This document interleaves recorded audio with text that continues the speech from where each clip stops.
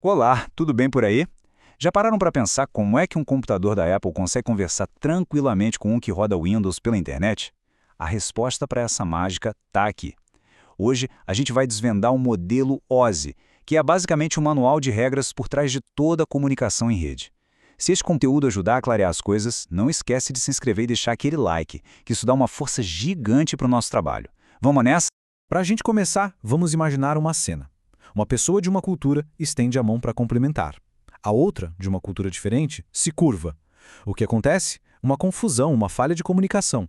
É um exemplo bem simples, mas que mostra exatamente o problema que a tecnologia de redes precisava resolver.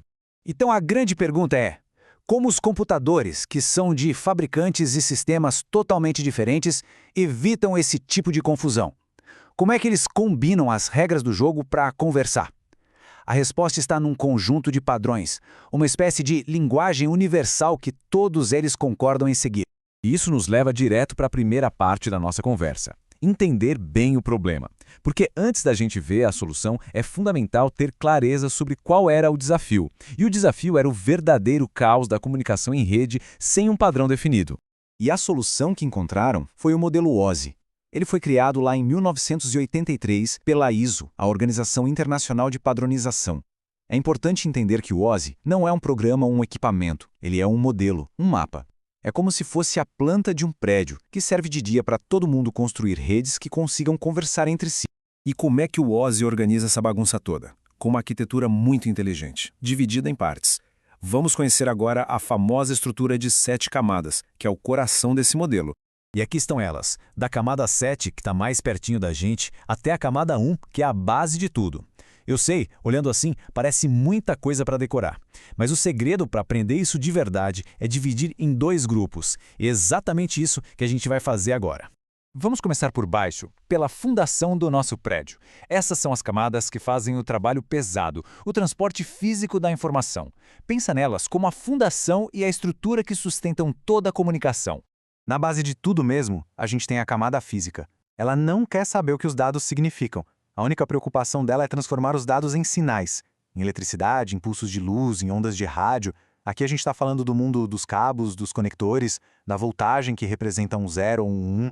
Subindo um degrau, a gente chega na camada de enlace. Ela pega aquela sequência maluca de bits da camada física e organiza em pacotes mais arrumadinhos, que a gente chama de quadros ou frames. E mais, ela coloca uma etiqueta de endereço físico, o famoso endereço MAC, para garantir que o quadro chegue no computador certo, mas só dentro da mesma rede local, ok? Agora sim a coisa fica global, com a camada de rede. Se a camada de enlace é o carteiro que entrega na sua rua, a camada de rede é o serviço postal do mundo inteiro. Ela usa um endereço lógico, o endereço IP, para achar o melhor caminho e mandar os pacotes de dados entre redes completamente diferentes, cruzando a internet. É aqui que os roteadores brilham. Muito bem, a gente já viu como os dados viajam. Agora, vamos para o segundo grupo de camadas, as de cima. Elas são responsáveis por garantir que esses dados não só cheguem, mas cheguem de forma correta e prontos para serem usados pelos nossos programas. A camada de transporte funciona como uma gerente de qualidade. Ela pega os dados que vêm de cima, quebra em pedaços menores, chamados segmentos, e se certifica de que todos eles cheguem no destino, na ordem certa e sem nenhum erro. Ela também usa as portas para direcionar os dados para o programa certo no computador, seja um navegador, um jogo ou e-mail. A camada de sessão é a coordenadora da conversa. Ela é quem estabelece a chamada, mantém a conexão ativa enquanto os 2 lados precisam conversar e depois encerra tudo de forma organizada. Pensa nela como a camada que fica perguntando: "Ei, ainda estamos conectados? Tudo certo por aí?" Chegamos na camada de apresentação, a tradutora oficial da rede. A função dela é garantir que os dados enviados por um computador possam ser entendidos por outro, mesmo que eles falem línguas diferentes. Ela cuida da formatação, da criptografia para manter tudo seguro e da compressão para economizar dados. E, finalmente, lá no topo, a camada de aplicação. É a camada que está mais próxima de nós, usuários. Mas atenção, não é o programa em si, tipo o Chrome ou o WhatsApp. São os protocolos que esses programas usam para se comunicar na rede, como o HTTP para navegar na web ou o SMTP para enviar e-mail. Agora que a gente já conhece todas as camadas, vamos juntar as peças do quebra-cabeça e ver como um dado viaja por essa estrutura toda. E para isso a gente precisa entender um conceito fundamental chamado encapsulamento. O encapsulamento é uma ideia genial de tão simples. Pensa assim, quando os dados vão descendo do nosso aplicativo até os cabos, cada camada que ele passa embrulha informação que veio de cima com um cabeçalho próprio. É como colocar uma carta dentro de um envelope, que vai dentro de outro envelope e assim por diante. Esse pacotinho de cada camada é chamado de PDU. E essa tabela aqui é o mapa do tesouro. Ela mostra o nome que o pacotinho, a PDU, recebe em cada camada. Olha, para quem está estudando para a certificação ou para a faculdade, isso aqui é ouro. É o tipo de coisa que vale a pena pausar, tirar um print, anotar, porque entender essa jornada ajuda a resolver muitos problemas no dia a dia.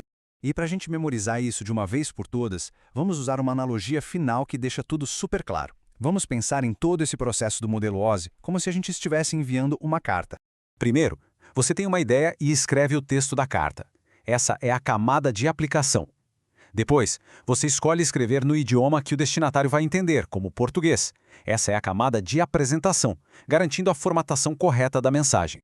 Aí você coloca a carta dentro do envelope. Esse ato de iniciar e fechar o envelope é a camada de sessão. A camada de transporte é a qual você escreve o endereço completo, com remetente, destinatário, CEP e talvez até manda com aviso de recebimento para garantir que vai chegar. E aqui a gente vê as camadas de baixo em ação de forma brilhante. A camada de rede são os correios escolhendo a melhor rota entre cidades e estados.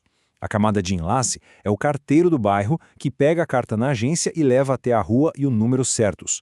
E a camada física são as estradas, os caminhões, os aviões, o meio físico que transporta a carta de verdade. E com isso, a gente fecha o nosso mapa. O modelo OSI é a teoria, o projeto de referência à planta perfeita. Mas isso deixa a gente com uma última pergunta no ar. Se ele é um modelo conceitual, o que é que a internet que a gente usa todo dia roda na prática? A resposta para isso é o modelo TCP/IP. Mas isso já é assunto para uma próxima conversa. Valeu por acompanhar!